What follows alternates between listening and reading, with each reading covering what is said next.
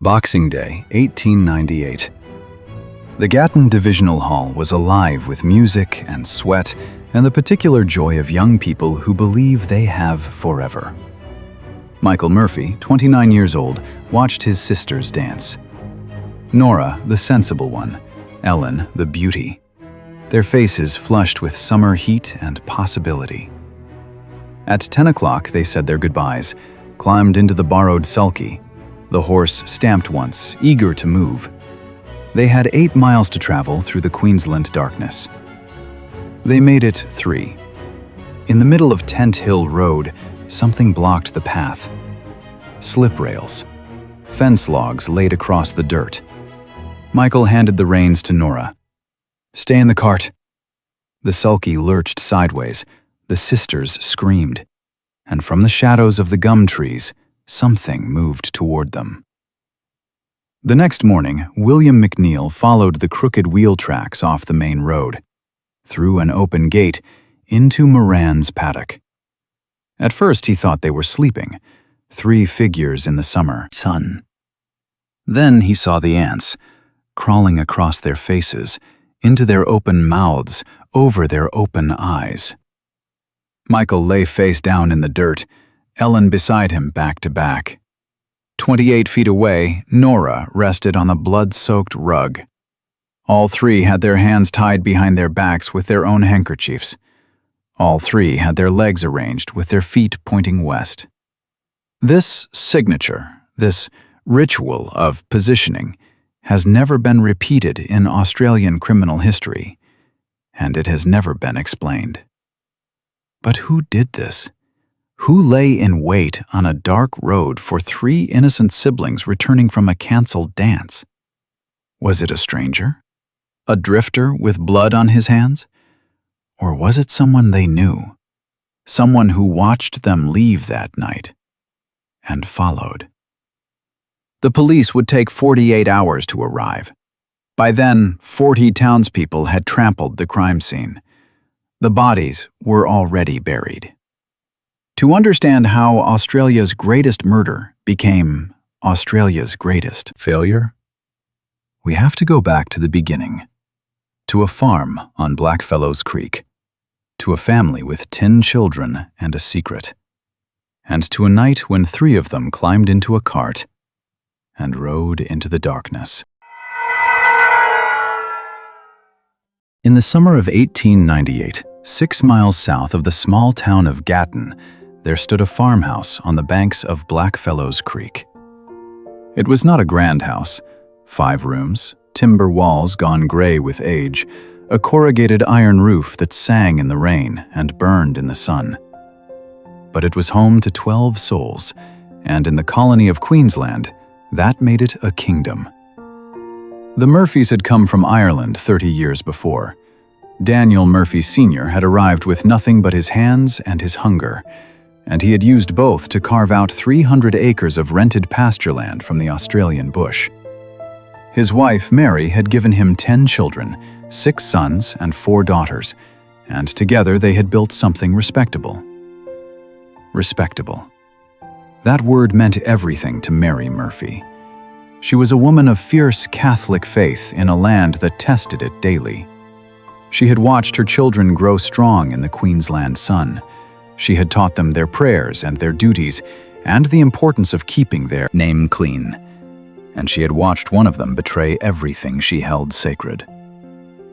Polly was the eldest, 32 years old in that final summer, and she had committed the unforgivable sin.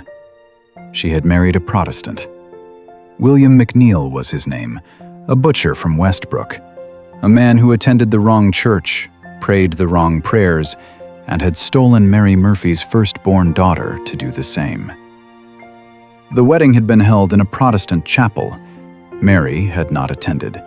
She had said things about the McNeil family that still echoed through the walls of the farmhouse years later. Things that could not be taken back. Things that should not have been said. But time and tragedy have a way of softening even the hardest hearts. 3 years into her marriage, Polly suffered an injury that would never be explained. The official story said she had fallen from her bed, But the damage was not the damage of a fall. Her left side was completely paralyzed. She could not walk. She could not care for herself. She could not care for her 2 young children. The whispers in Gatton said William McNeil had done something to his wife. The whispers said the Protestant had shown his true colors. But whispers are not evidence, and evidence was something the Murphys would learn to distrust. Mary Murphy did not ask questions. She simply opened her door. Polly came home to Blackfellows Creek. Her children came with her. And eventually, after his butcher shop in Westbrook mysteriously burned to the ground and he collected the insurance money, William McNeil came too. By Christmas of 1898, the farmhouse held 12 people under one roof. Parents, children, grandchildren, and one son-in-law who slept in a bed that was not quite his, in a family that was not quite his, waiting for something that no one could name.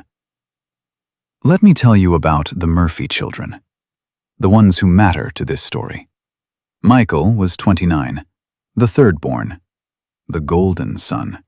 He had left the farm years before to work at the government experimental station near Westbrook, where he learned modern farming techniques and served as a sergeant in the local mounted infantry. He was handsome. He was educated. He was the kind of man that fathers pointed to and said, "Be like him." But there were other whispers about Michael Murphy. Whispers that said the golden son had a weakness for women who were not his wife. Whispers that said he had left more than one broken heart in the towns around Gatton. Whispers that said someone might want him dead. Norah was 27, the sensible one, the caretaker. She had never married, though she was not unpleasant to look upon. She had simply chosen duty over desire. When Polly fell ill, it was Norah who took over the care of her sister's children. When their mother grew tired, it was Norah who cooked the meals and mended the clothes and kept the household running. She was the kind of woman who disappeared into the background of her own life, the kind of woman who was always there but never noticed, until she was gone. And then there was Ellen, 18 years old, the youngest daughter, the beauty of the family. Ellen Murphy had her whole life ahead of her. She was lively and quick to laugh, and had recently caught the eye of a young musician in town. She spent her days helping with housework, and her evenings dreaming of the life she would build when she finally left Blackfellows Creek. She would never leave. December 26, 1898, Boxing Day. In the colony of Queensland, Boxing Day was a continuation of Christmas, a day for horse races and picnics and dances, a day when young people could escape the watchful eyes of their parents and find a few hours of freedom. The Murphy children had plans. That afternoon, several of them traveled to the Mount Sylvia races in nearby Caffey. Michael, Ellen, their brother William, their brother-in-law William McNeil. They spent the day in the sun, watching horses run, drinking, eating, celebrating the holiday. But the races were just the beginning. That night there was to be a dance at the Gatton Divisional Hall. A real dance, with a fiddle band and refreshments and the promise of romance. Ellen had been looking forward to it for weeks. At 8 o'clock that evening, Michael Murphy hitched his brother-in-law's horse to the borrowed sulky. Norah climbed in first, then Ellen, smoothing her dress, checking her hair one last time. Their mother called to them from the porch. "Be careful. Come home safe." The things mothers always say, the things that become unbearable to remember. William McNeil had offered to drive them. He had been drinking at the races, but he was steady enough. The siblings refused. They wanted this night for themselves. McNeil watched them go, watched the cart rattle down the dirt track, watched his borrowed horse and his borrowed sulky disappear into the gathering dusk. He would be the one to find them. The Murphys of Blackfellows Creek rode toward Gatton under a sky turning from gold to purple to black. They had 8 miles to travel. 3 of them would never come home.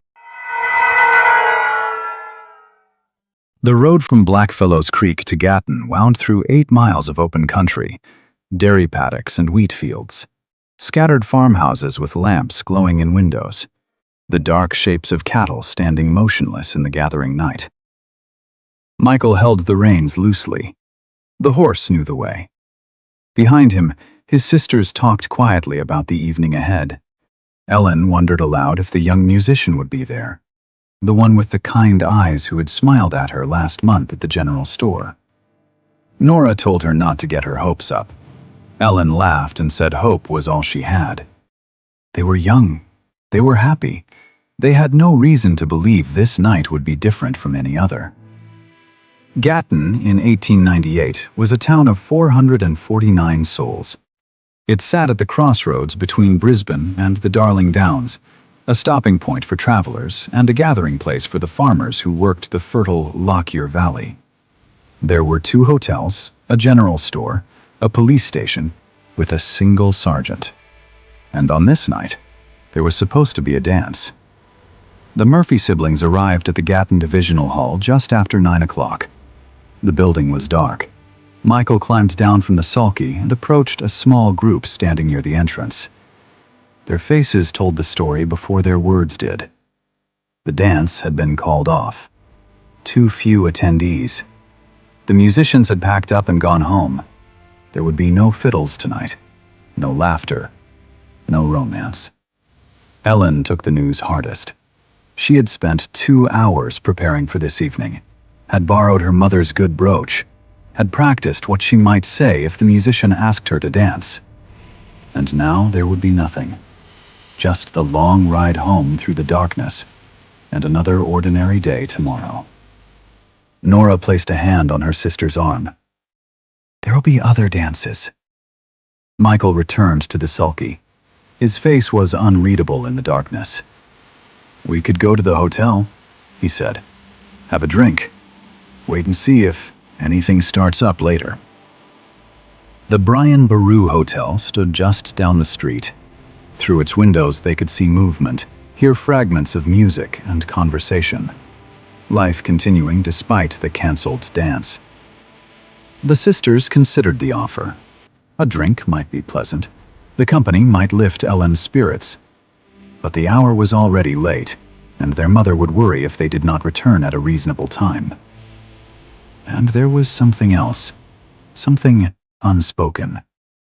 In 1898, respectable women did not linger in hotels without good reason. Mary Murphy had raised her daughters to be respectable above all else. Norah made the decision. Mother will be waiting, and the roads are dark enough already. Michael nodded slowly. Perhaps he too was thinking of their mother. Perhaps he was thinking of the long day at the races and the weariness settling into his bones. Perhaps he was thinking of nothing at all. He climbed back into the sulky, took up the reins. Home it is, then. They left Gatton sometime between 9:30 and 10 o'clock. The witnesses who saw them go would later disagree on the exact time. Some said they looked happy enough. Others said they seemed disappointed but not troubled.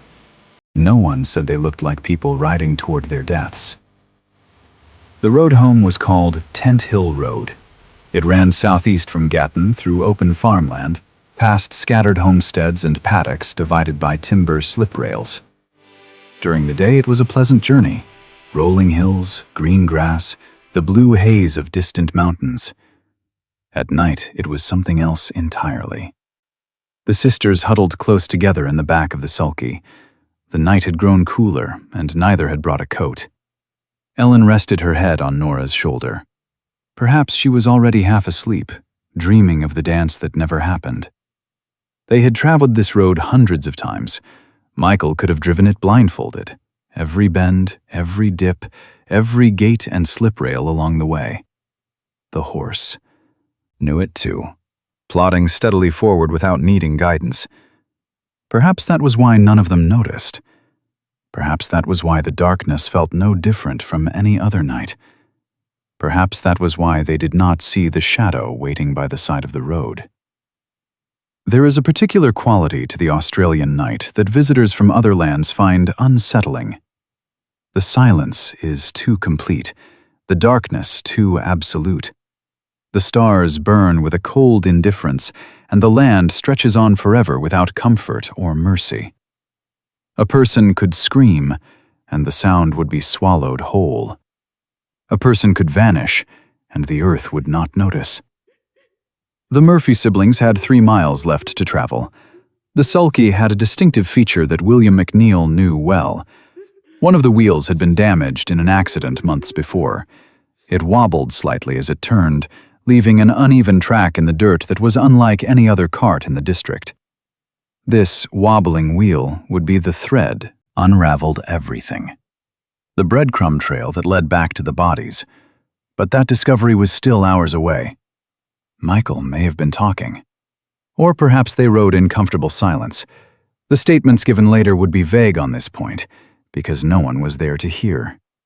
No one except the 3 of them, and whoever was waiting. "How much further?" Ellen's voice was thick with drowsiness. "Not far now," Michael said. "We'll be home before you know it." The horse slowed. Ahead, in the middle of the road, something was wrong. Sliprails. Horizontal timber logs that farmers used as gates between paddocks. Someone had dragged them across the road, stacked them in a barrier that no horse could pass. This was not normal. Sliprails belonged in fences, not in the middle of roads. Someone had put them there deliberately. Michael handed the reins to Norah. "Wait here," he said. "I'll move them." He walked toward the obstruction. 5 steps. 10. Norah and Ellen sat in the sulky, watching their brother's silhouette against the moonlit road. They did not see the shadow that detached itself from the trees. They did not hear the warning. There was no warning. What happened next has never been proven. There were no survivors to tell the story, no witnesses to describe the horror. Only the evidence left behind. The bodies, the blood, the strange arrangement of limbs that haunted investigators for months afterward. What follows is a reconstruction, pieced together from forensic examination, crime scene analysis, and the terrible logic of violence. The first shot killed the horse. The animal dropped instantly, its legs folding beneath it, its head striking the dirt with a sound like a sack of grain thrown from a cart. The sulky pitched forward, nearly throwing the sisters from their seats. This was not an accident. This was a trap sprung with military precision. With the horse dead, the sulky could not move. The sisters could not flee. They were stranded in the darkness, 1.5 miles from the nearest farmhouse, with nowhere to run and no one to hear them scream. From the shadows beside the road, a figure emerged. Perhaps there was one. Perhaps there were more. The evidence would never make this clear. Some investigators believed a single attacker committed the murders. Others insisted the brutality and control required multiple assailants. The truth died with the Murphys. Michael was still standing near the sliprails when the attack began. He turned toward the sound of the gunshot, toward the screaming of his sisters, toward the shape moving through the darkness. His hands were empty. He had no weapon. He was a man who had served in the mounted infantry, trained to fight. But he had come to a dance, not a battle. The second shot struck Michael in the head. He did not die immediately. The bullet entered his skull but did not kill him outright. Later examination would show that Michael Murphy was still alive when the blows began to fall. Still conscious, perhaps, when the blunt instrument, a club, a rock, the butt of a rifle, crashed into his skull again and again. Whatever he saw in those final moments, whatever he understood about what was happening to him and his sisters, he took to his grave. Norah and Ellen were still in the sulky when their brother fell. They had heard the shots. They had heard Michael cry out. They had heard the terrible sounds that followed. And now, in the darkness, they heard footsteps approaching. What thoughts passed through their minds in those moments? Did they pray? Did they call out for help that would never come? Did they hold each other and whisper that everything would be all right? The evidence suggests they tried to flee. Fabric was found torn on the edge of the sulky.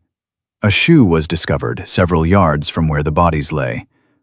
The grass was trampled in patterns that spoke of running, of falling, of being dragged. They did not go quietly. The killer, or killers, dragged them into the paddock, away from the road, away from any chance of being seen by a passing traveler, into the open ground where the grass was soft and the darkness was complete. What happened next belongs to the category of horrors that newspapers in 1898 could not print and decent people could not speak of aloud. The post-mortem examinations would reveal that both sisters were assaulted before they died. Their clothing was torn. Their bodies bore marks of violence that went beyond murder. The coroner used clinical language to describe what he found, but the meaning was clear to everyone who read the reports. This was not merely killing. This was desecration. Norah was strangled. The marks on her neck told the story. A strap or cord pulled tight, cutting off her breath, holding her still while the life drained from her eyes. And then, when the strangling was done, the blows began.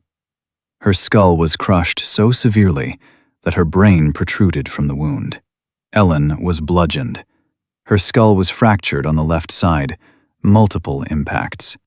Someone had stood over her and swung again and again until she stopped moving. Stopped breathing, stopped being Ellen Murphy and became simply a body in a paddock. And then, something strange happened, something that would puzzle investigators for over a century, something that would spawn theories of ritual, of madness, of messages left for those who would find the bodies. The killer did not flee. Instead, the killer arranged the bodies. Michael and Ellen were placed back to back, just 2 feet apart. Their legs were straightened. Their feet were pointed toward the west.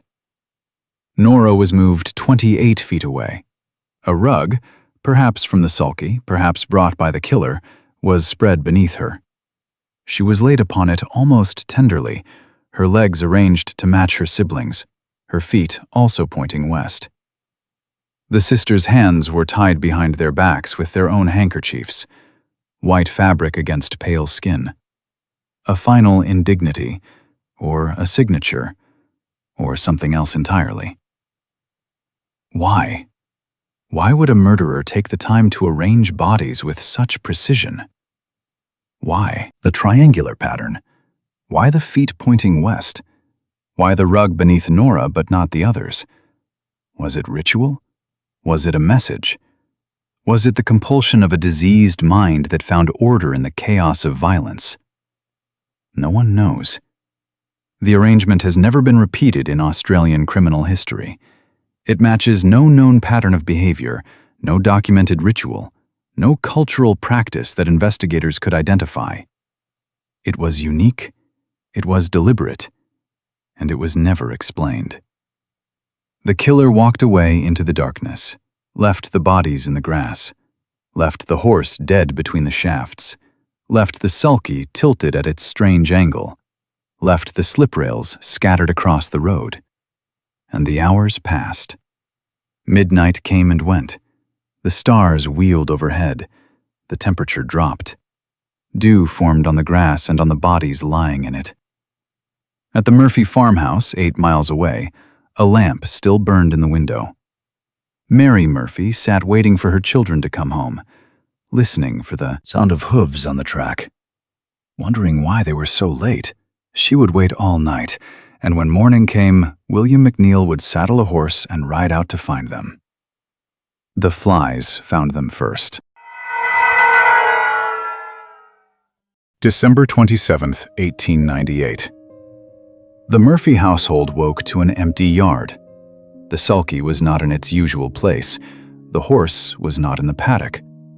Michael, Norah, and Ellen had not returned from the dance. Mary Murphy had waited through the night, had listened for the sound of wheels on the track, had told herself they must have stayed in town, must have found lodging, must have had a good reason for not coming home. But morning had come, and the yard was still empty, and the worry that had been a whisper was now a shout.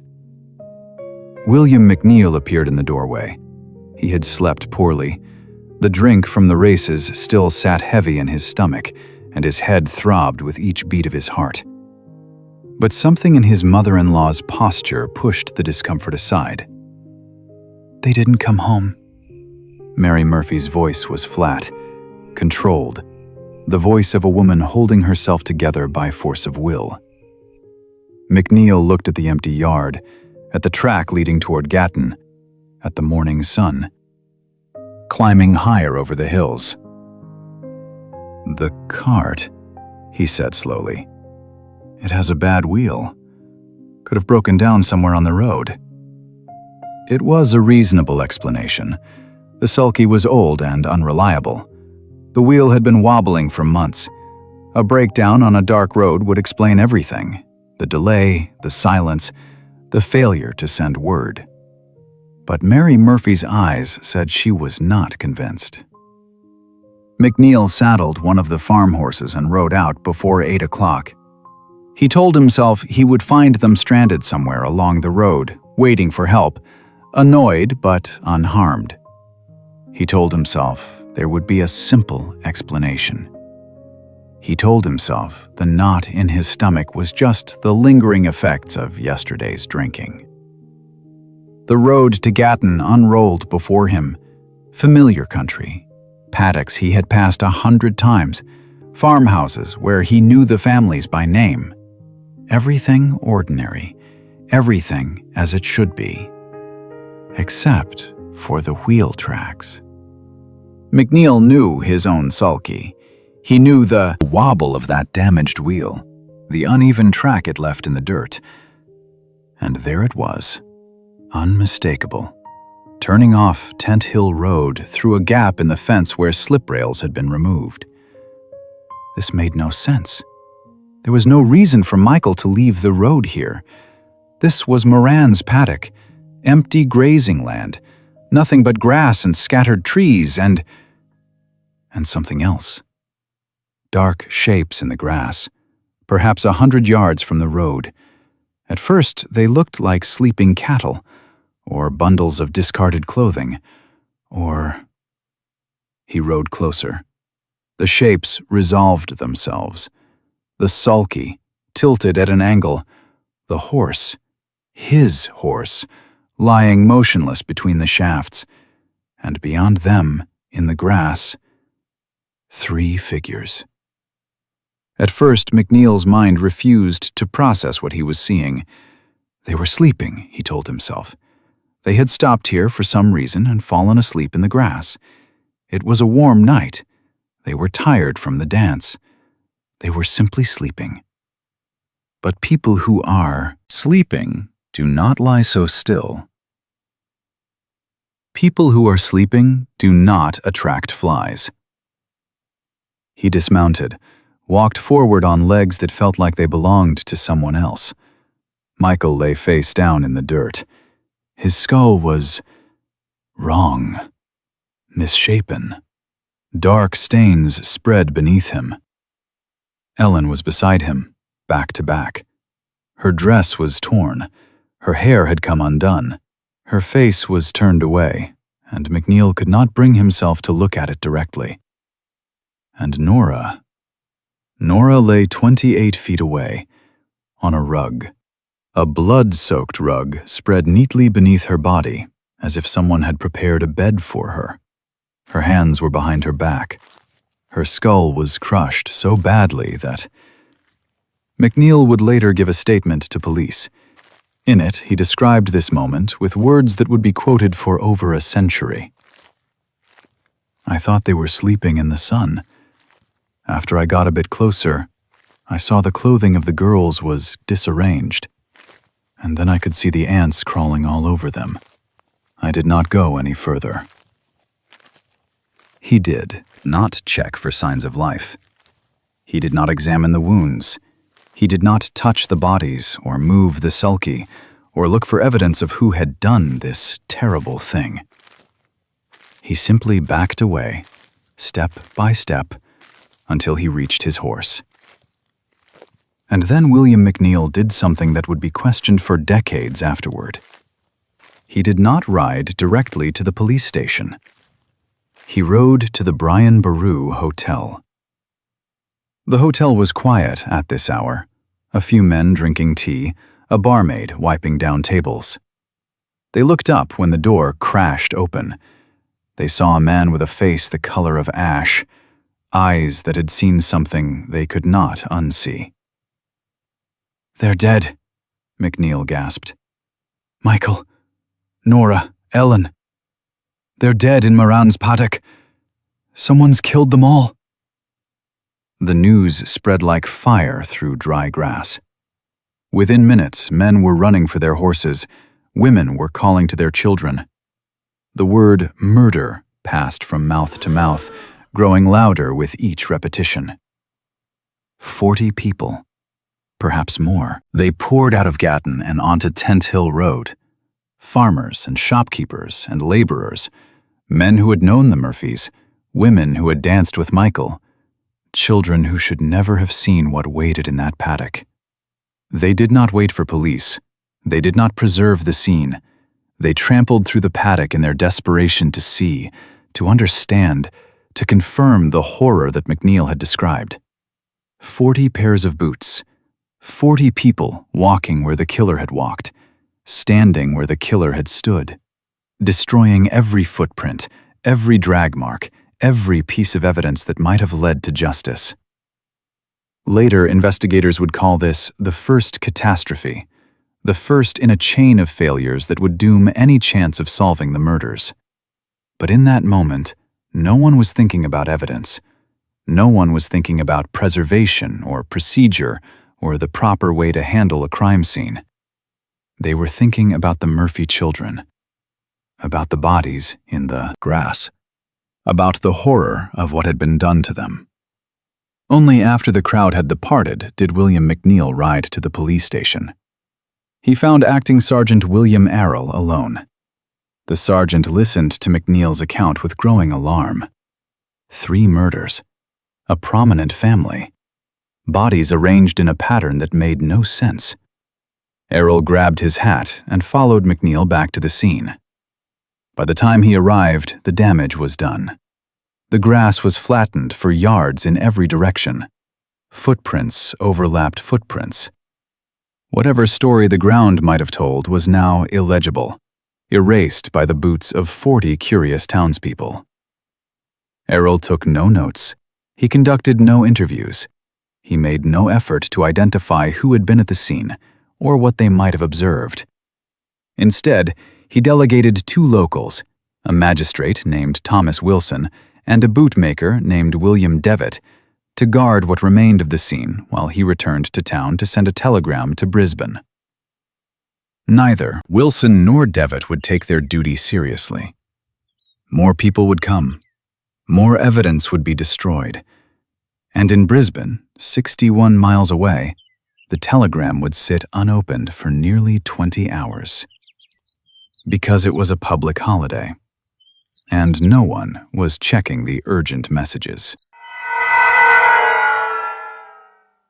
At 12:47 in the afternoon on December 27, 1898, Acting Sergeant William Arrell stood in the Gatton telegraph office and dictated a message. 3 people murdered. The Murphy family. Assistance required immediately. The operator tapped out the words and sent them crackling through 61 miles of wire toward Brisbane. The message arrived at police headquarters at 12:52 p.m., and there it sat. December 27th was a public holiday in Queensland, the day after Boxing Day, a continuation of Christmas festivities. The streets of Brisbane were quiet, shops were closed, and at police headquarters, only a skeleton staff manned the desks. The telegram from Gatton was placed in a basket with the day's other correspondence. It was not marked urgent. Sergeant Errol had not known he possessed the authority to mark police telegrams as urgent, a failure that the Royal Commission would later condemn as inexcusable. And so it waited. Through the long afternoon, through the evening, through the night. No one read it. No one acted on it. No one knew that 61 miles away, a killer was walking free, while the evidence of their crime was being trampled into oblivion. But the official channels were not the only way news traveled in 1898. Daniel Murphy, the fourth son, 21 years old, was a constable at Brisbane Police Headquarters. He had not gone home to Gatton for Christmas. He had worked through the holidays, taking extra shifts, earning the goodwill of his superiors. At some point on the afternoon of December 27th, a telegram found him at his boarding house. Not an official communication, a message from a family friend in Gatton. The words were brief and brutal. "Your brother and sisters are dead. Come home immediately." Daniel went immediately to headquarters. He applied for 3 days compassionate leave. It was granted without question. He gathered his things and rushed to the railway station to catch the 1 o'clock train to Gatton. He missed it by minutes. The next train would not leave until morning. Daniel Murphy stood on the platform and watched the steam dissipate into the Queensland sky, knowing that his family was waiting for him, that his brother and sisters lay dead in a paddock, and that there was nothing he could do but wait.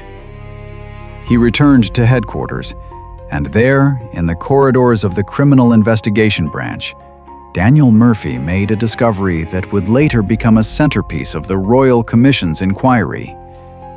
No one was doing anything. The telegram from Gatton had arrived hours ago. 3 members of a respectable family had been murdered, and the detectives of the CIB, the Criminal Investigation Branch, Queensland's elite investigators, were not investigating. Daniel found a junior officer and demanded an explanation. The answer he received was almost incomprehensible.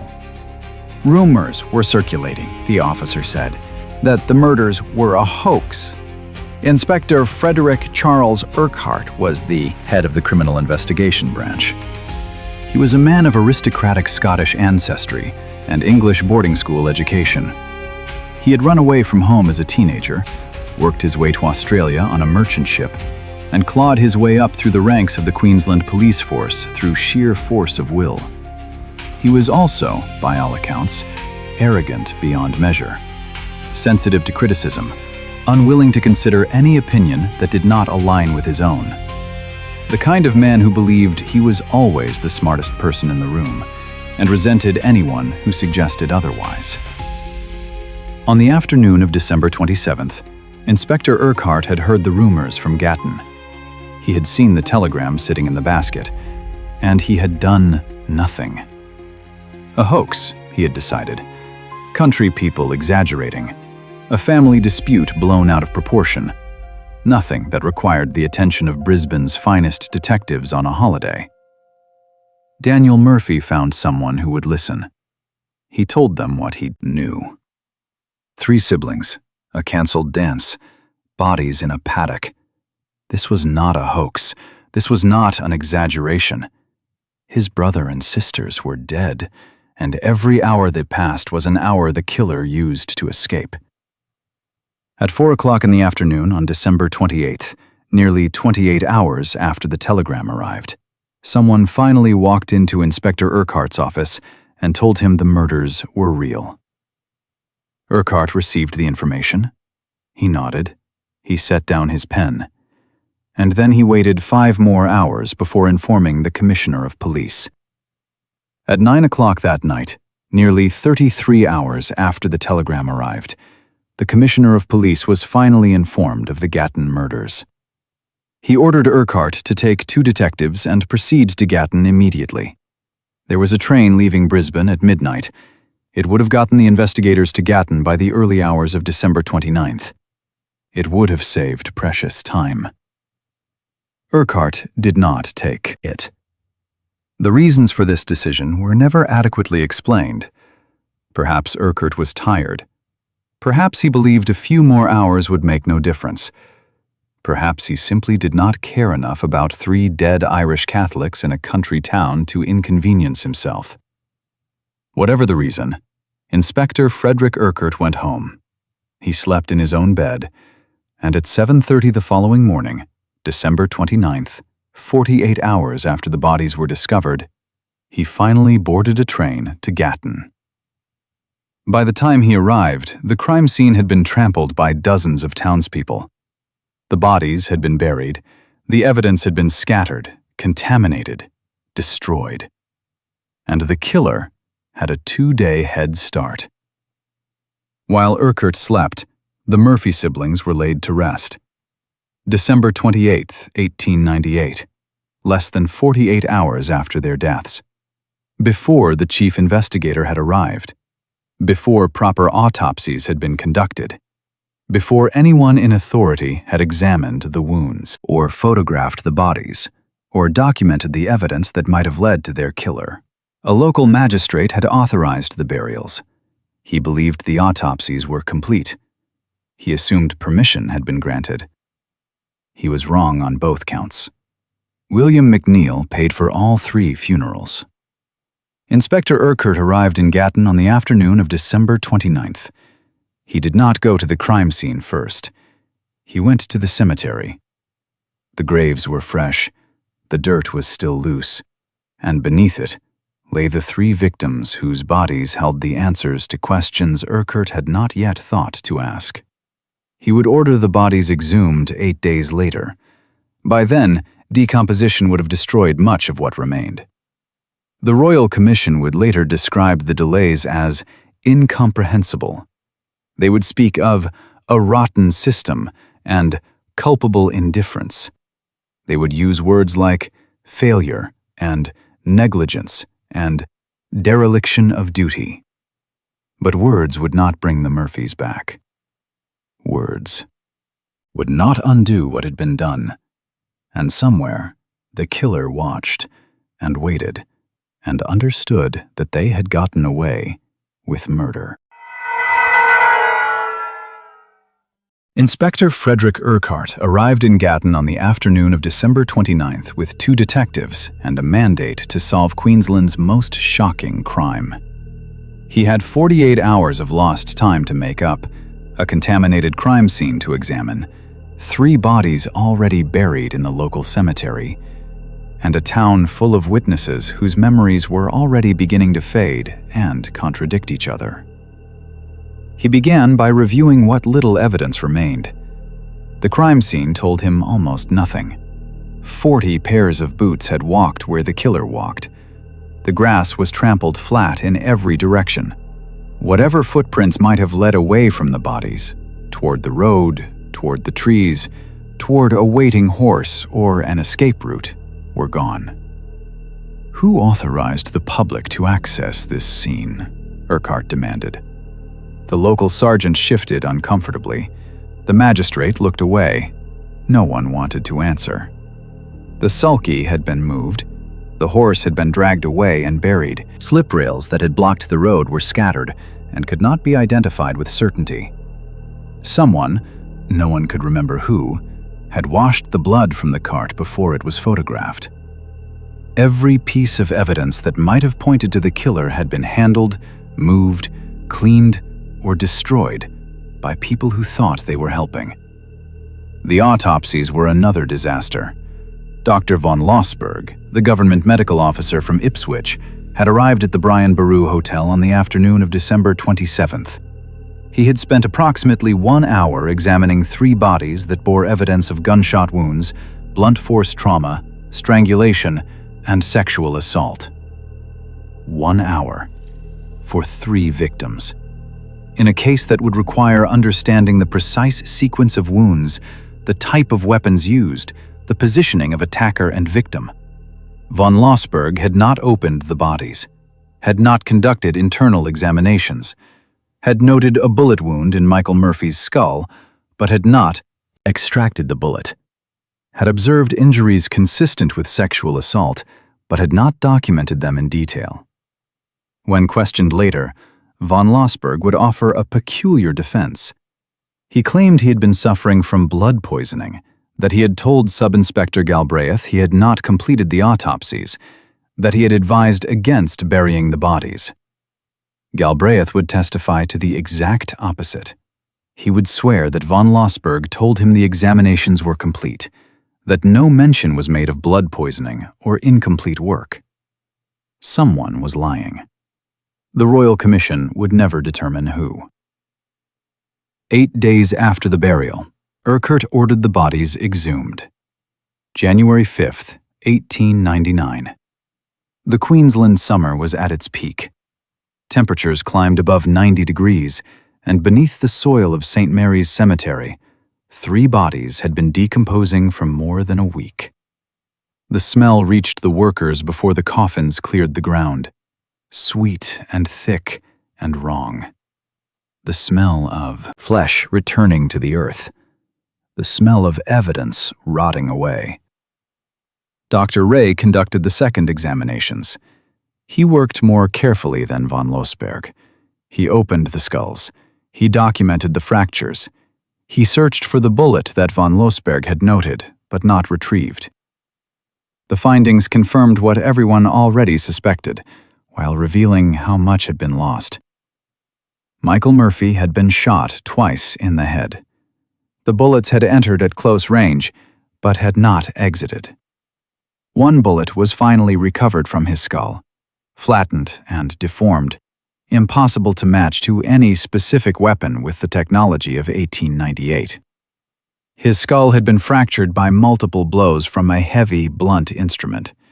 The sapling found at the scene, bloodied and broken, was deemed inconsistent with the wounds.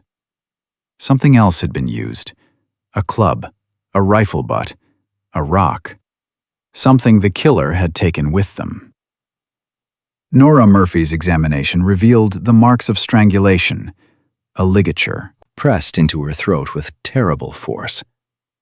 Not fingers, something else, a strap, a belt, a rope. Her skull fractures were the worst of the 3. The weapon had struck her again and again until the bone gave way entirely. Ellen Murphy's wounds were concentrated on the left side of her head. Multiple impacts. The killer had stood over her and swung repeatedly until she stopped moving. Urquhart gathered what he could and began to theorize. The killer, he decided, was a single man, a transient, someone not from Gatton, someone who had happened upon the Murphy siblings by chance and attacked them in a frenzy of opportunistic violence. This theory was convenient. It absolved the locals of suspicion. It explained the savagery as the work of an outsider. It fit the narrative that respectable country towns did not produce monsters. It was also, many believed, completely wrong. The people of Gatton whispered different theories. Multiple attackers, they said. Someone who knew the road, someone who knew the dance had been cancelled. Someone who had set the trap and waited. Urquhart conducted over 1,000 interviews. Farmers who had been on the roads that night, townspeople who had attended the cancelled dance, family members who had seen the Murphys leave and never return. Anyone who might have seen something, heard something, suspected something. The statements contradicted each other endlessly. One witness saw a stranger on the road, another saw nothing. A third remembered hearing hoofbeats around midnight. A fourth swore the night was completely silent. 3,000 statements would eventually be collected. 3,000 fragments of memory, rumor, speculation, and outright fabrication. And somewhere in that mountain of paper, the truth was buried so deep that no one would ever dig it out. The newspapers had descended on Gatton like flies on a carcass. The case had everything the Victorian press craved: sex, violence, mystery. A respectable family. Destroyed. A killer on the loose.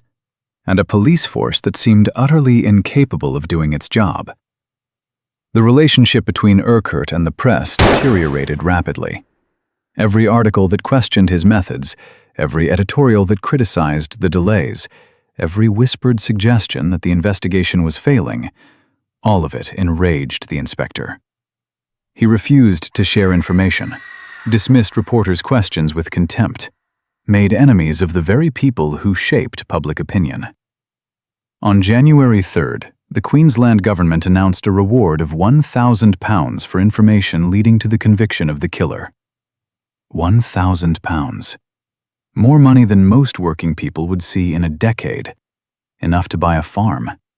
Enough to start a new life.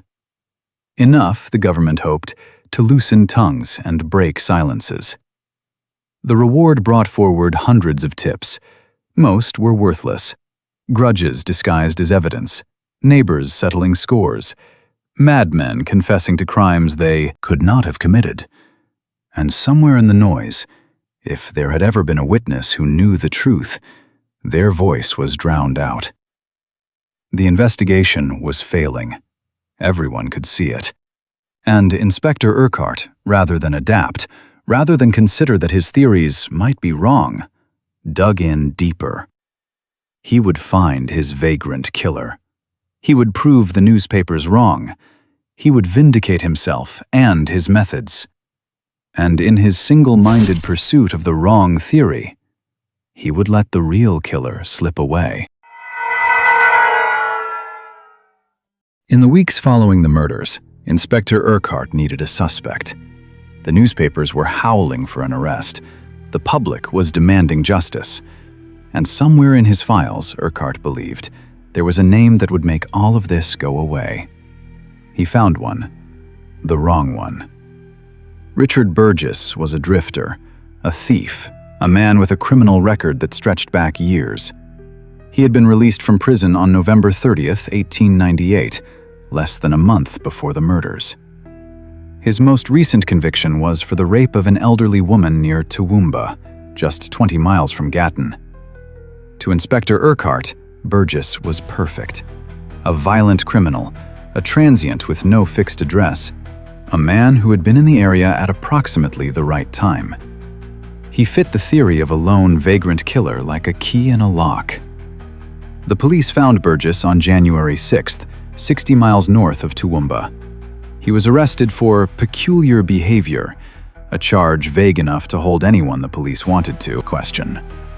They threw him in a cell and began building their case. The interrogations went on for days. Where were you on Boxing Day? Who saw you? Can you prove it? Burgess could prove it. Multiple witnesses came forward. People who had seen Burgess nowhere near Gatton on the night of the murders. People who could account for his whereabouts hour by hour. People who had no reason to lie for a man like Richard Burgess. In March of 1899, Richard Burgess was released. His alibi was ironclad. He could not have committed the Gatton murders. He had been too far away, seen by too many people, at the exact time the Murphys were being slaughtered. Urquhart had wasted 2 months chasing the wrong man. 2 months while the real killer's trail grew colder. 2 months of resources, manpower, and public attention focused on a convenient scapegoat rather than the truth. Burgess left Australia shortly after his release. He had no reason to stay in a country that had tried so hard to hang him for someone else's crime. But there was another suspect, one who was never arrested, one who slipped through the investigation like smoke through fingers. His name was Thomas Day, or Theo Farmer, or Thomas Ferner. He used many names, this young man who had arrived in Gatton just weeks before the murders.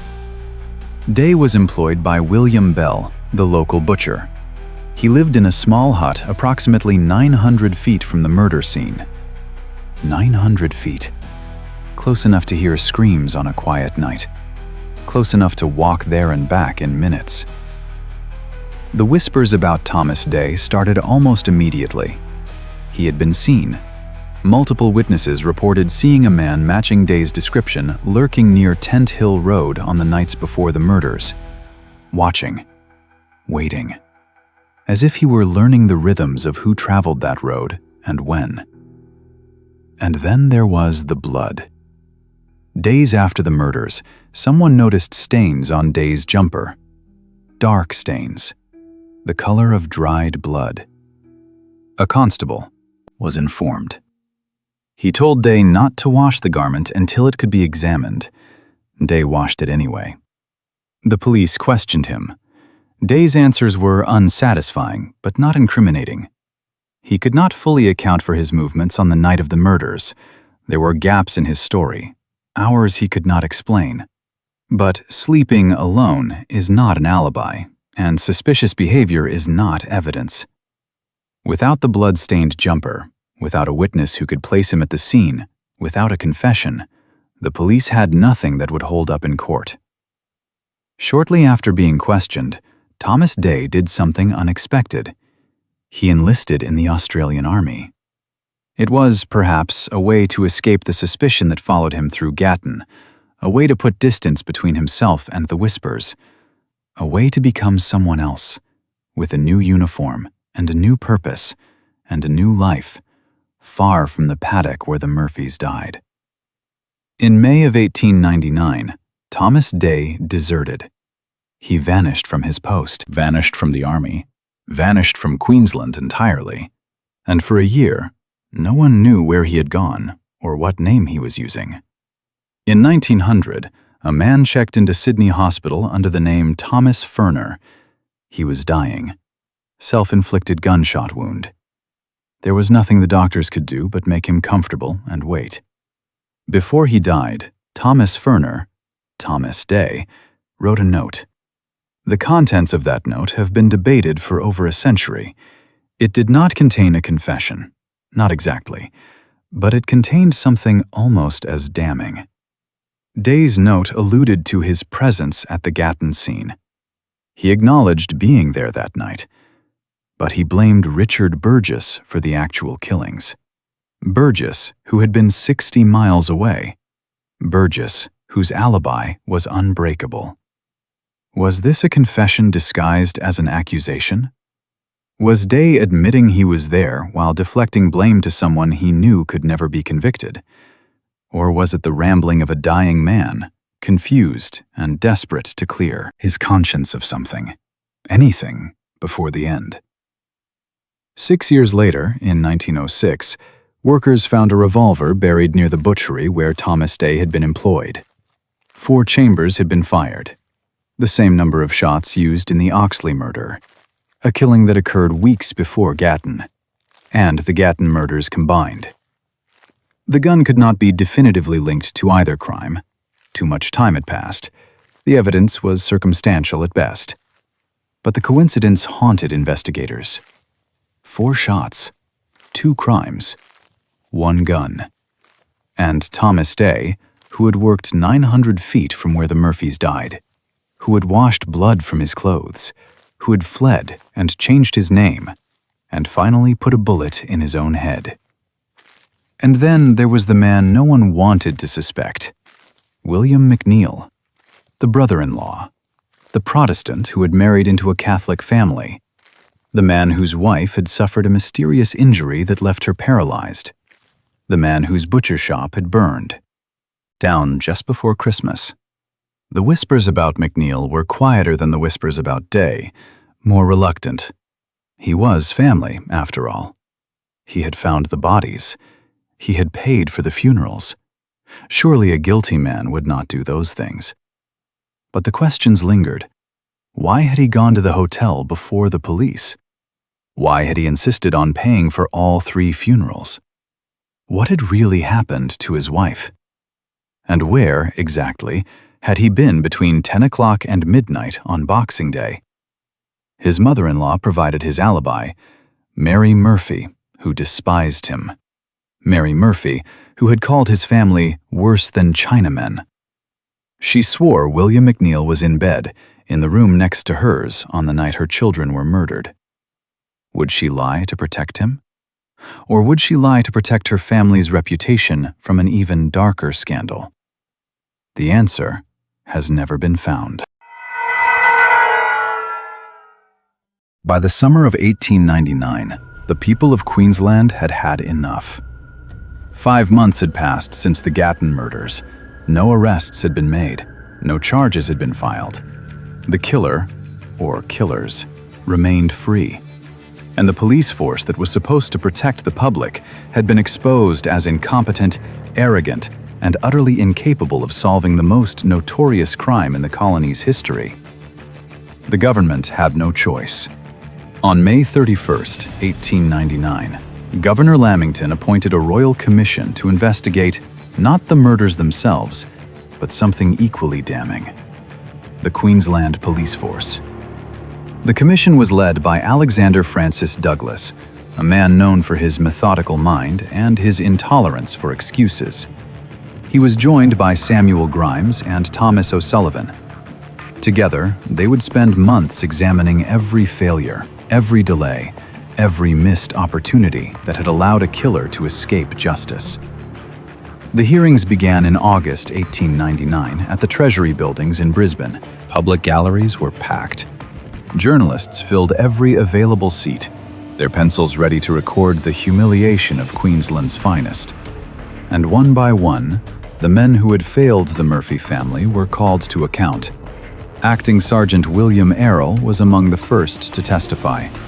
He sat in the witness chair and answered questions about the morning of December 27th, about the crime scene he had failed to protect, about the telegram he had failed to mark as urgent, about the hours he had wasted while evidence was trampled into oblivion. The commissioners were incredulous. A police sergeant, responsible for an entire district, who did not know his own authority? Who had delegated the protection of a triple murder scene to a magistrate and a bootmaker? Who had stood by while 40 townspeople destroyed every footprint the killer might have left? Errol left the stand diminished. His career would never recover. But he was merely the first domino to fall. Dr. von Lossberg's testimony was a study in contradiction. The government medical officer from Ipswich sat before the commission and offered an extraordinary defense for his inadequate autopsies. He had been suffering from blood poisoning, he claimed. He had told Sub-Inspector Galbraith that the examinations were incomplete. He had advised against burying the bodies. Galbraith would testify to the exact opposite. He would swear, under oath, that von Lossberg had told him the autopsies were complete, that no mention was made of blood poisoning, that no warning was given about premature burial. Someone was lying. The commission could not determine who, but the damage was done regardless. Whether through deception or miscommunication, 3 bodies had been buried before proper examination. Evidence had rotted in the ground while the investigation stumbled forward blind. And then came Inspector Urquhart. The head of the Criminal Investigation Branch sat before the commission with the bearing of a man who believed himself above reproach. His Scottish aristocracy, his English education, his years of service. Surely these would count for something. They did not. The questions came one after another. Why had he dismissed the initial reports as a hoax? Why had he waited 5 hours to inform the commissioner? Why had he chosen his own comfort over the urgent needs of the investigation? The commissioners were not impressed. The timeline was damning. December 27th, 12:52 p.m. Telegram arrives at Brisbane headquarters. December 28th, 9 a.m. Telegram finally opened. December 28th, 4 p.m. Urquhart informed murders are real. December 28th, 9 p.m. Commissioner finally notified. December 29th, 7:30 a.m. Urquhart boards train to Gatton. 48 hours, 2 full days. While evidence decayed and memories faded, and the killer walked free. The man responsible for solving Queensland's most horrific crime had been sleeping in his own bed, dismissing reports as hoaxes, protecting his holiday rather than pursuing justice. The hearings continued for months, witness after witness, document after document, a parade of failures and excuses and missed opportunities that painted a picture of systemic dysfunction. The commission examined the trampled crime scene, the premature burials, the flawed autopsies, the fixation on Richard Burgess, the failure to seriously investigate Thomas Day, the reward that brought forward hundreds of false leads, the media war that had consumed Urquhart's attention when he should have been catching a killer. Every stone was turned, every failure was documented. And when the commission finally issued its report, the language was unlike anything Queensland had seen before. The commission found that the Queensland police force suffered from a lack of cohesion and efficient organization to enable them to cope with serious crimes in such a manner as the people of the colony are entitled to expect. They described the sequence of delays as incomprehensible. They spoke of the existence of a rotten system within the force.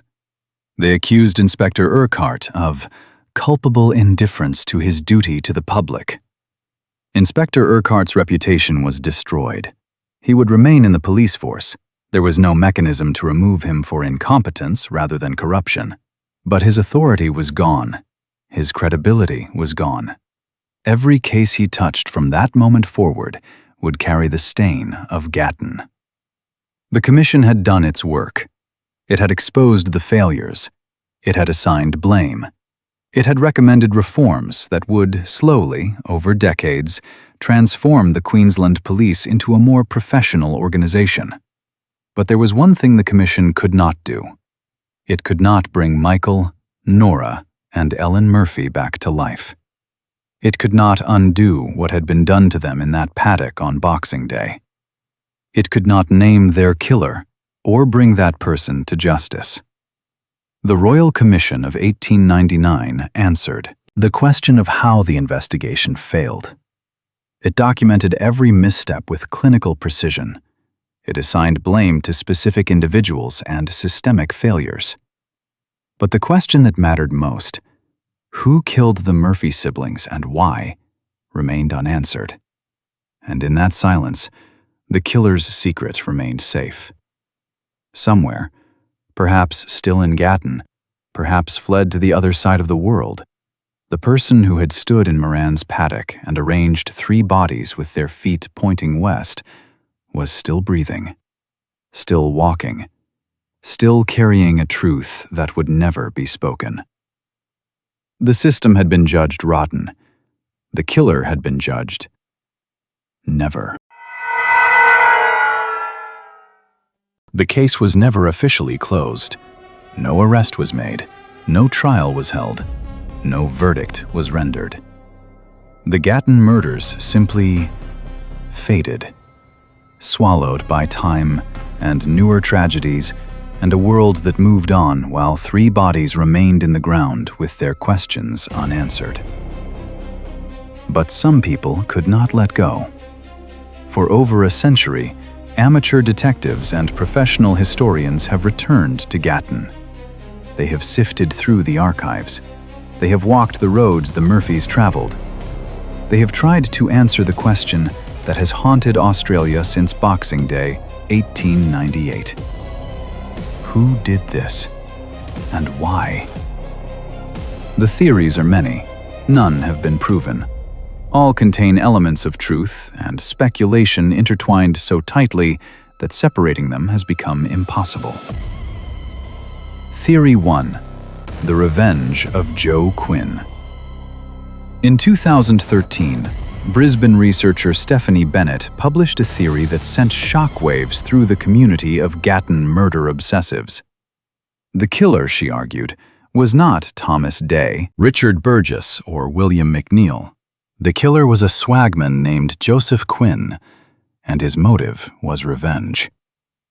Quinn, Bennett discovered, had crossed paths with Michael Murphy years before the murders.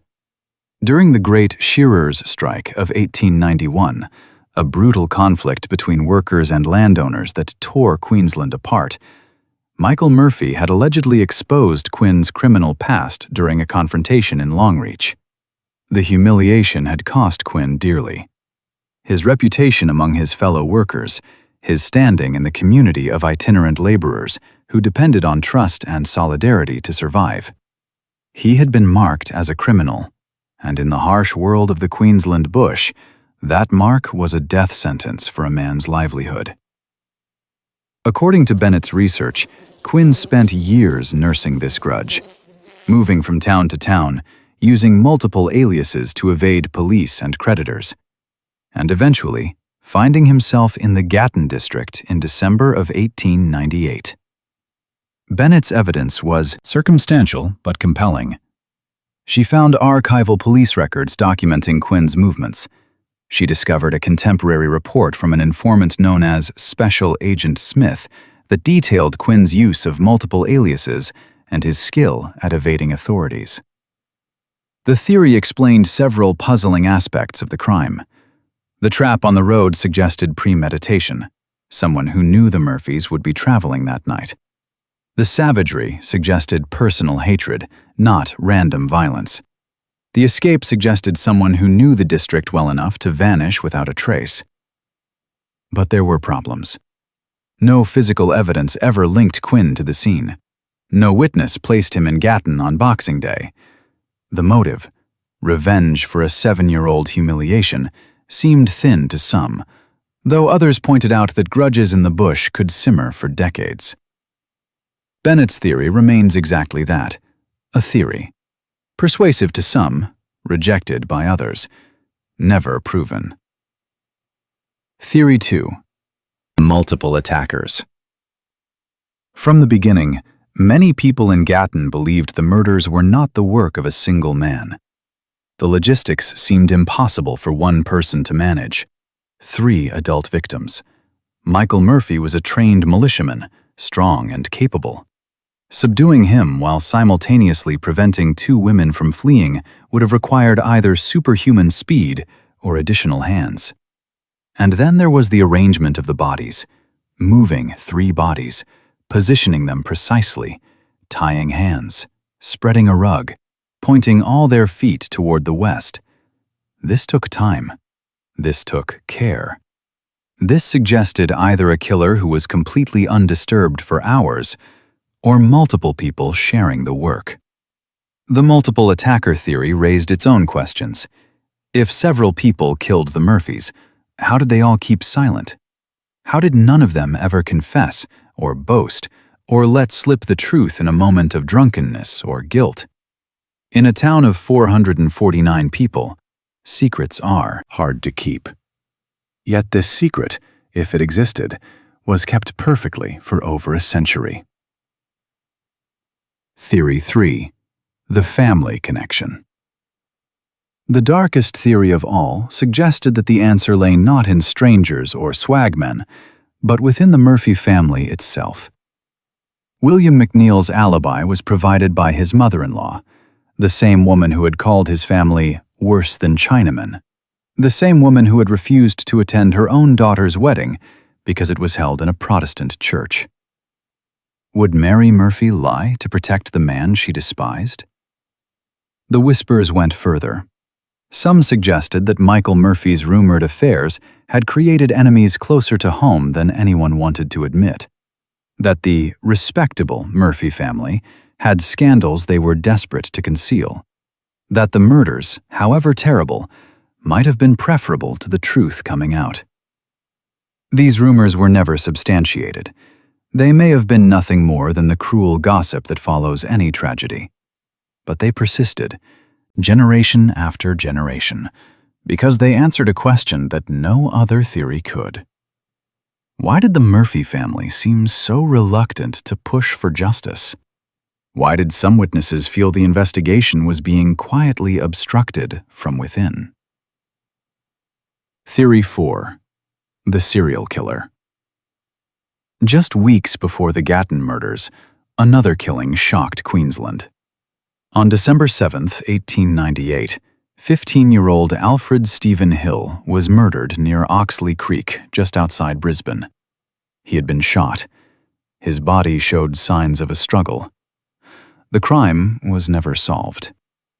Investigators at the time noted similarities between the Oxley and Gatton murders: the use of a firearm, the isolated location, the savagery that went beyond mere killing.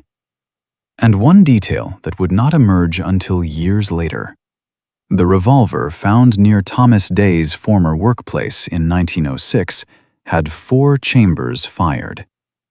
The exact number of shots used in both the Oxley murder and the Gatton murders combined.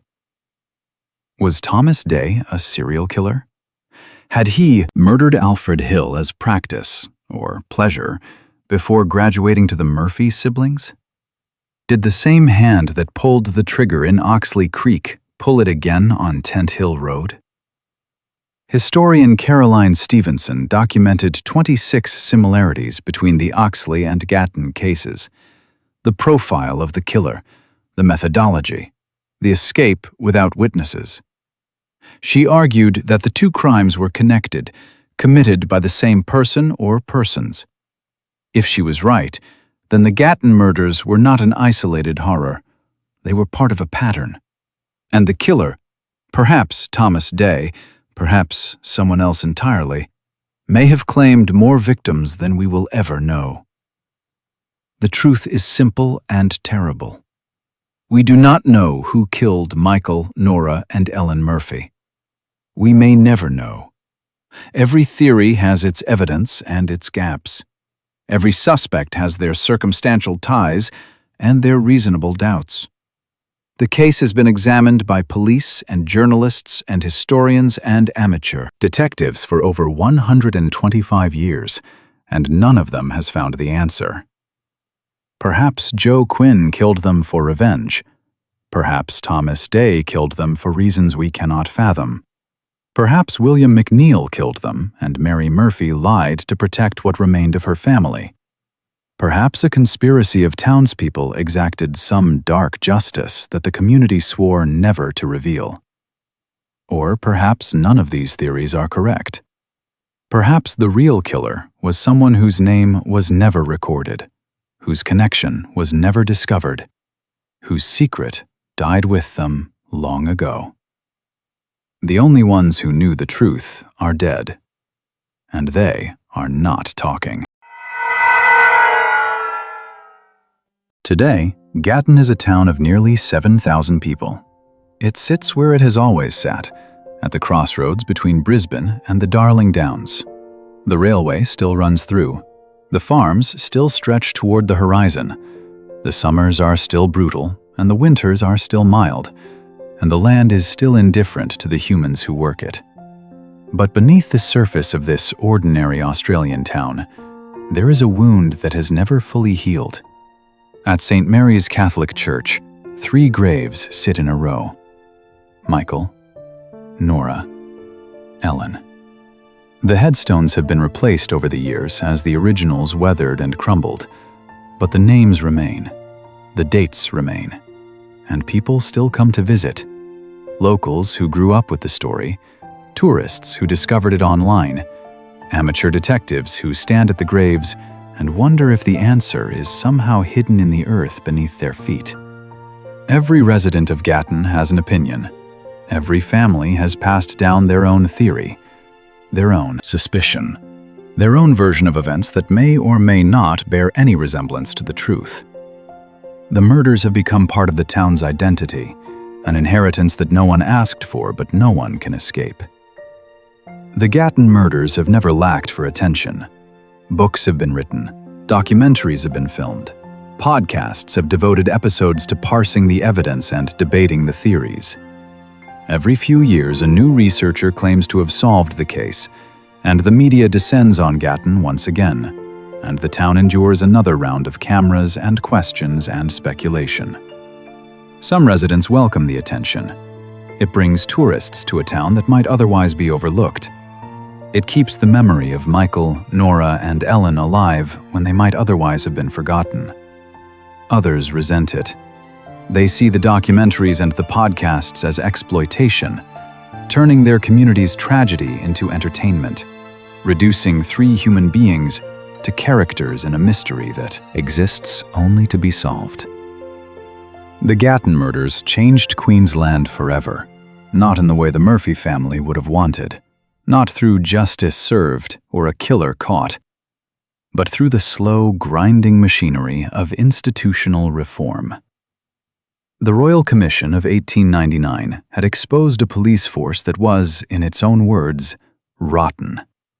The years that followed saw reforms implemented one by one: better training, clearer protocols, improved communication between regional stations and Brisbane headquarters. Crime scene preservation became a priority. Forensic examination standards were strengthened. The casual amateurism that had allowed 40 townspeople to trample a murder scene would never be tolerated again. None of this brought the Murphys back.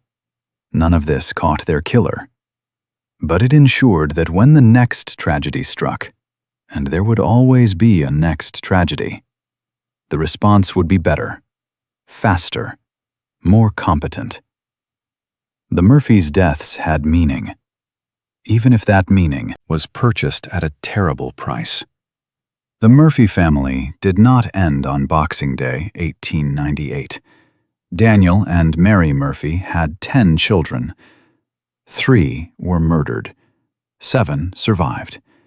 And those 7 built lives, had families of their own, passed down their genes and their memories and their grief to generations that never knew Michael, Norah, or Ellen, except through stories. Today, descendants of the Murphy family are scattered across Australia. Some still live in the Gatton district, working the same land their ancestors worked.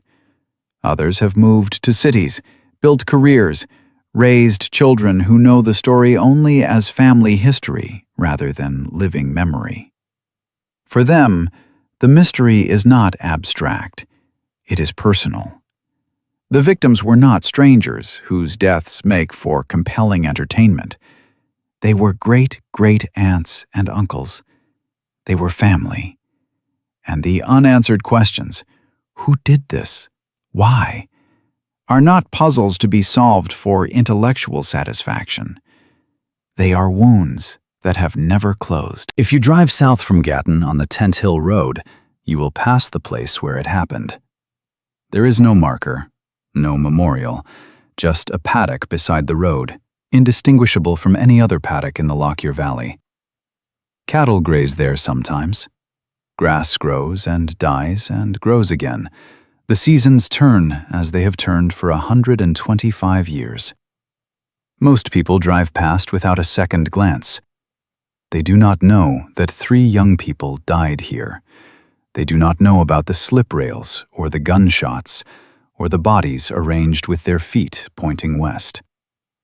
They do not know that this unremarkable field is one of the most notorious crime scenes in Australian history.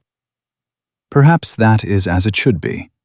Perhaps the land has no obligation to remember human suffering. Perhaps the grass and the cattle and the endless sky are right to continue as if nothing happened. But some memories refuse to die. Every year, someone new discovers the Gatton murders. They read the Wikipedia article. They listen to the podcasts. They order the books and scroll through the forum discussions and fall down the rabbit hole that has consumed so many before them. And some of them become obsessed. They are drawn to the mystery like moths to a flame. They spend hours, then days, then years, sifting through the evidence, constructing theories, arguing with strangers on the internet about whether Thomas Day was guilty or Joe Quinn was the real killer, or the answer lies buried in some archive that no one has thought to check. They will not solve the case. The evidence is too degraded, the witnesses too long dead, the trail too cold. But they cannot stop trying. Something about the Gatton murders, the savagery, the mystery, the ritual arrangement of bodies that has never been explained, refuses to release its grip on the imagination. And so the investigation continues. Not officially, not with any authority or resources or realistic hope of success, but in bedrooms and studies and coffee shops around the world, people are still trying to answer the question that has haunted Australia since Boxing Day, 1898. Who killed Michael, Norah, and Ellen Murphy? Why? After more than 125 years, certain questions remain. They are not questions of evidence or alibis or timelines. Those questions have been asked and answered, or answered as well as they can be with the degraded information that remains. No, these are different questions. Deeper questions. Questions that touch on the nature of the crime itself and the mind of whoever committed it. Let us ask them now, not because we expect answers, but because the asking is itself a form of remembrance. Question 1. Why were their feet pointing west? All three bodies were arranged with their feet pointing toward the setting sun. Michael, Norah, Ellen. Laid out in different positions, Michael and Ellen back to back, Norah alone on her rug, but all with their legs straightened, their feet aligned, pointing west. This was not accidental. A killer fleeing into the night does not take time to arrange limbs with geometric precision. A killer in the grip of violent frenzy does not pause to consider compass points. This was deliberate. This was intentional. This meant something to whoever did it. But what? Some have suggested religious significance.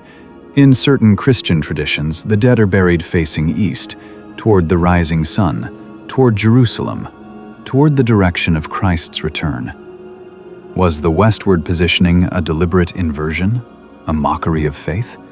A message aimed at the devoutly Catholic Murphy family?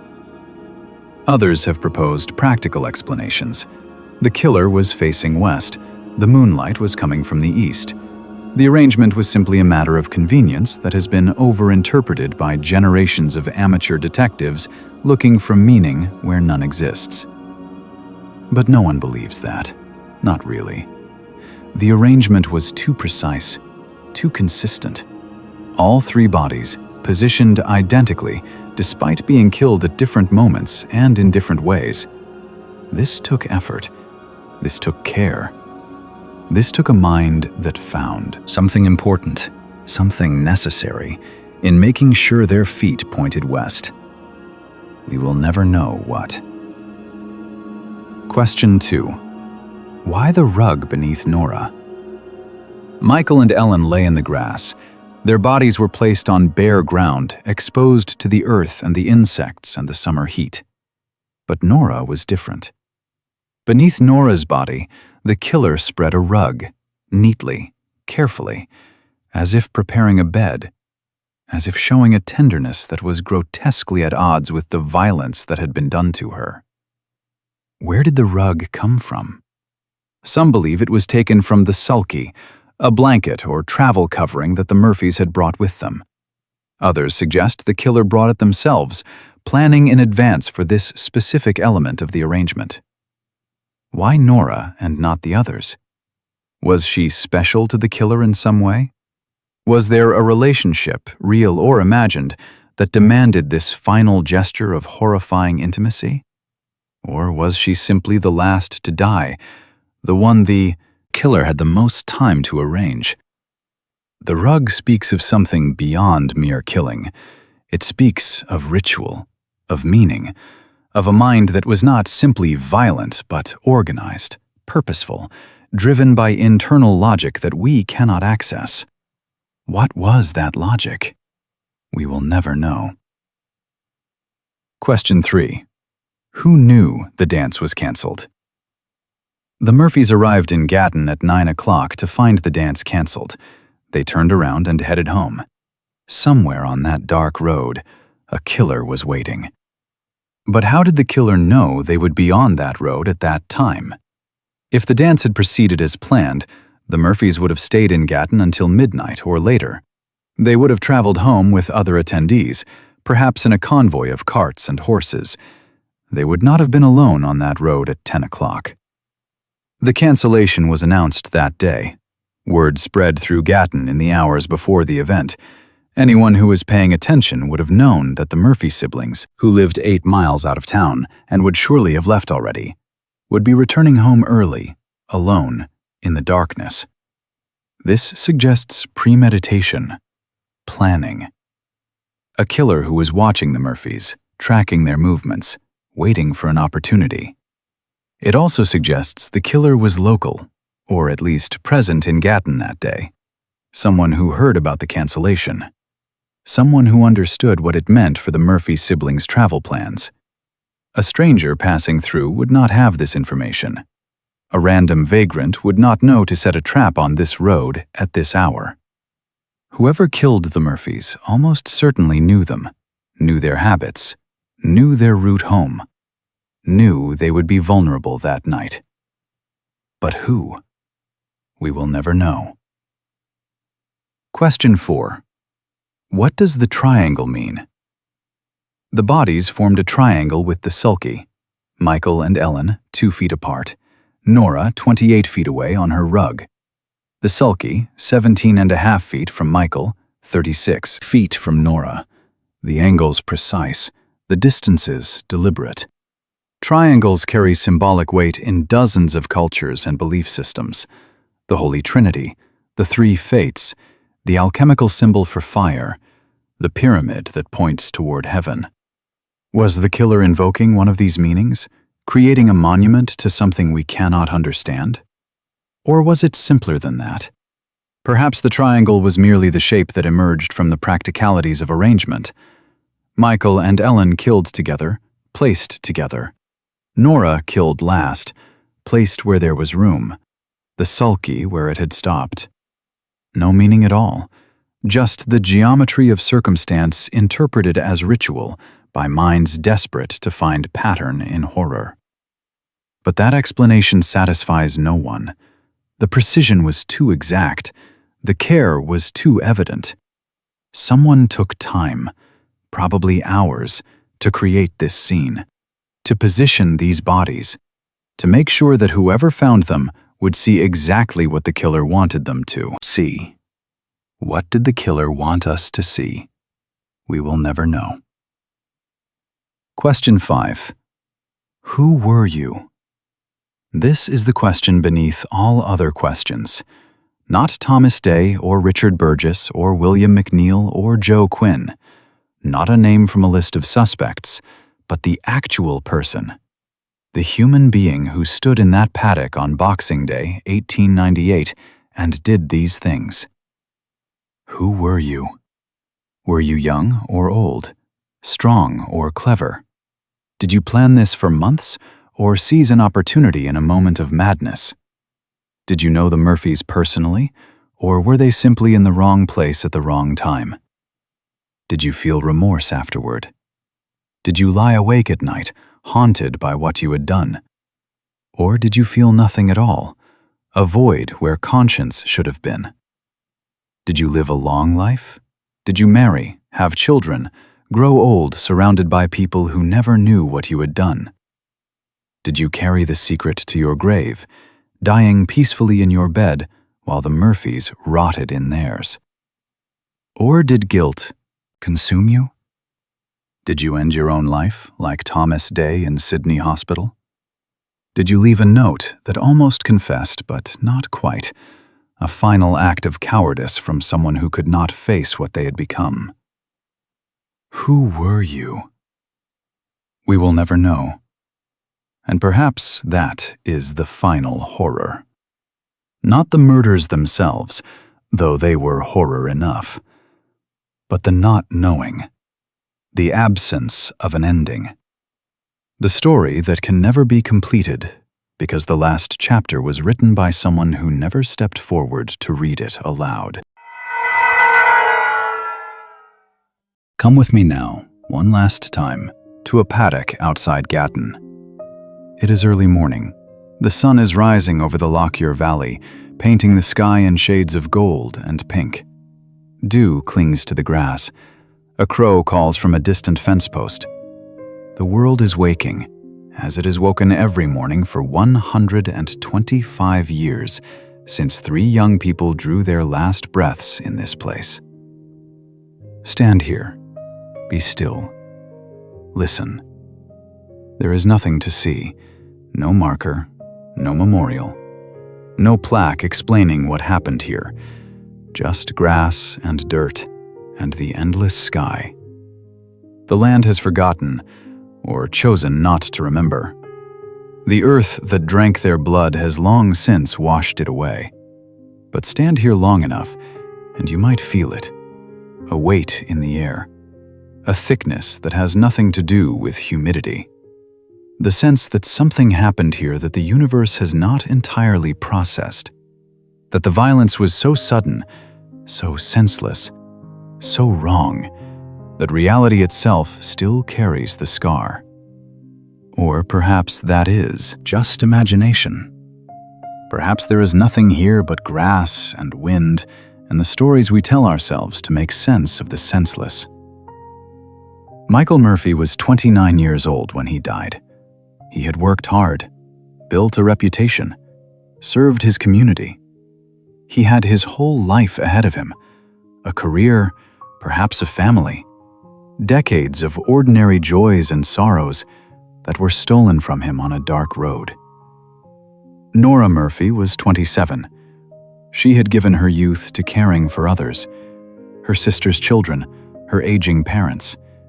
She had set aside her own dreams to hold her family together, and her reward was to die on a blood-soaked rug in a stranger's paddock with her hands tied behind her back. Ellen Murphy was 18.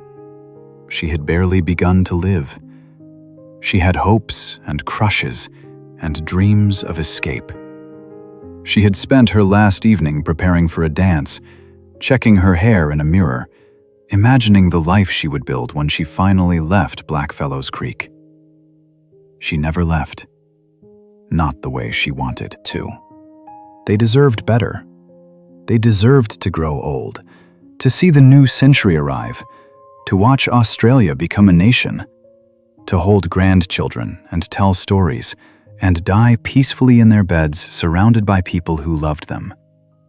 They deserved justice, a trial, a verdict, a name spoken aloud and held accountable for what was done to them.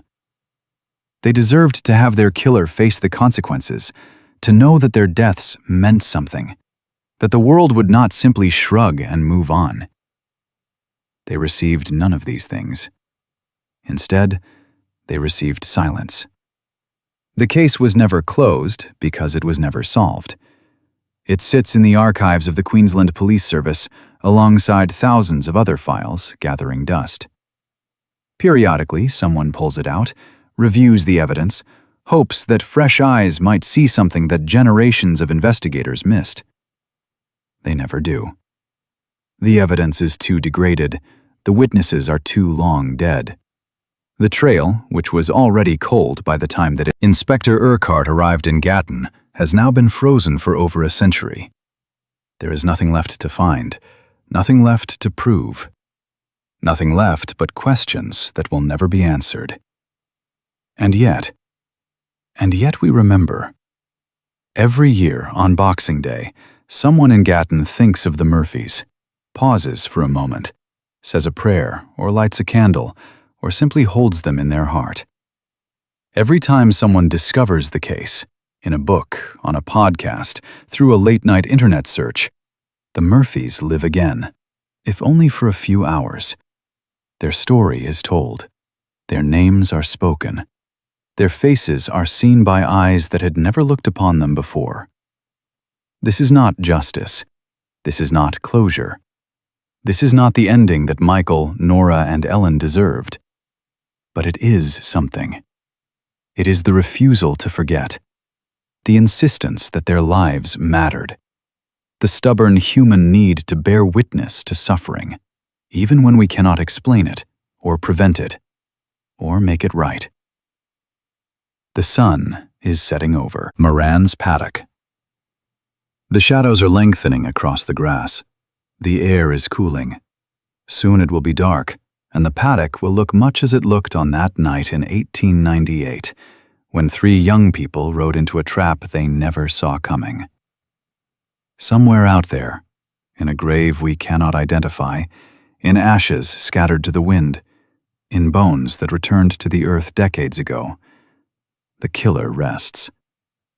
They won. They got away with it. They lived their life, whatever that life was, and they died without ever facing judgment for what they did in this paddock. But there is another kind of justice, a slower kind, a justice that does not require courts or verdicts or punishment. We remember their names. Michael Murphy, Norah Murphy, Ellen Murphy. We do not remember the killer's name. We never learned it. And so, in the end, it is the victims who endure. It is the victims whose story is told. It is the victims who have achieved a kind of immortality, while their murderer has been swallowed by the same darkness they tried to impose on others. That is not enough. It will never be enough. But it is something. The night has fallen over Gatton. The paddock is empty. The road is quiet. The town is sleeping, dreaming whatever dreams small towns dream after 125 years of carrying an unsolved murder in their collective memory. And somewhere in that darkness, if you listen very carefully, you might hear them. 3 young people riding home from a dance that never happened. Laughing, perhaps, talking about the future, unaware that they have only minutes left to live.